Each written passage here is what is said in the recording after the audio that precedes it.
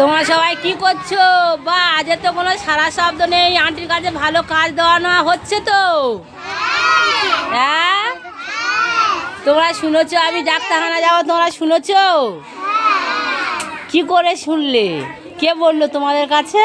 আমি তো এখন তোমাদের কাছে বলিনি।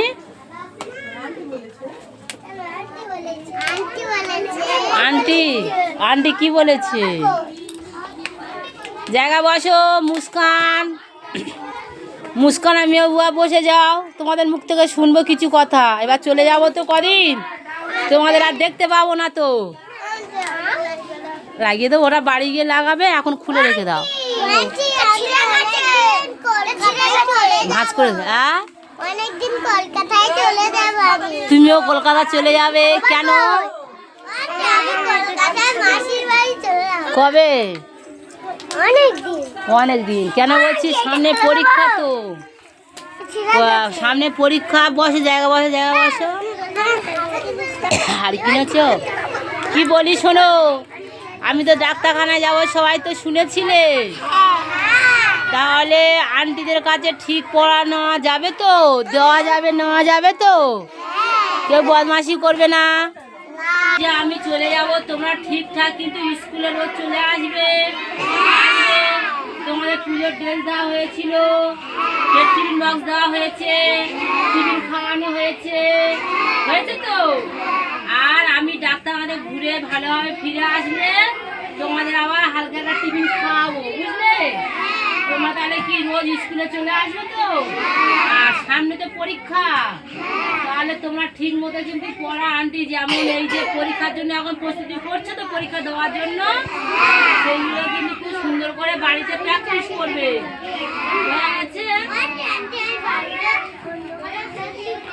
প্র্যাকটিস করো। বা ভালো ছেলে, সব ভালো, তোমরা সব ভালো ছেলে মেয়ে, খুব ভালো ছাত্রছাত্রী। বা খুব ভালো। জায়গা বসো, জায়গা বসো, জায়গা বসো।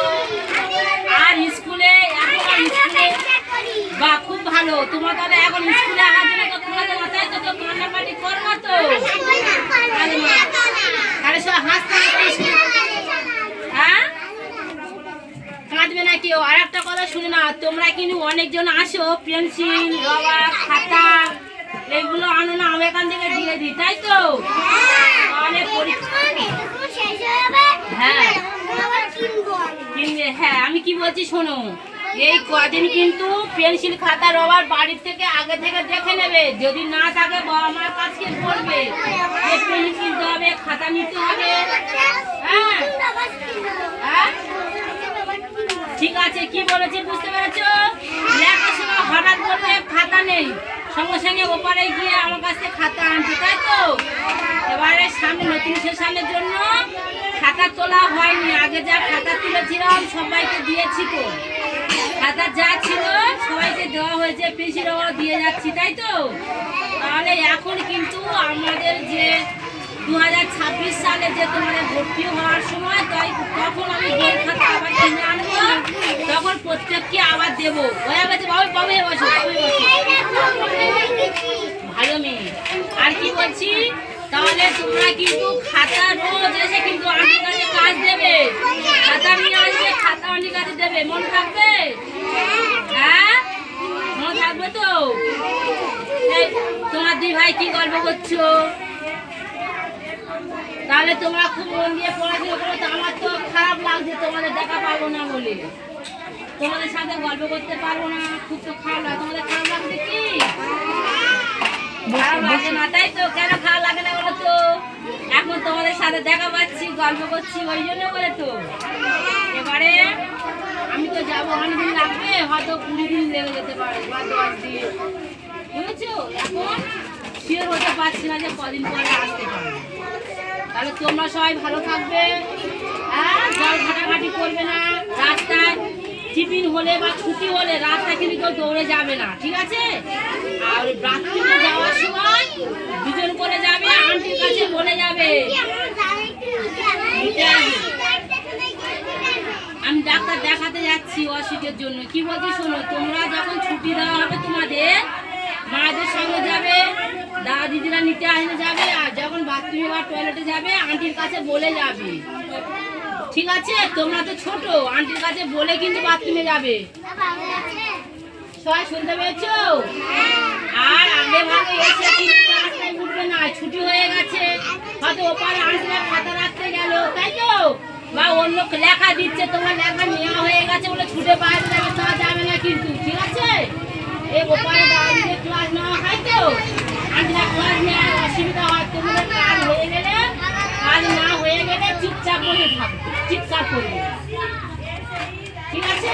ভালো ছেলে মেয়ে হতে গেলে ভালো ভালো থাকতে হবে, ভালো পড়াশোনা করতে হবে, ভালো পরিবেশ থাকতে হবে বাড়িতে।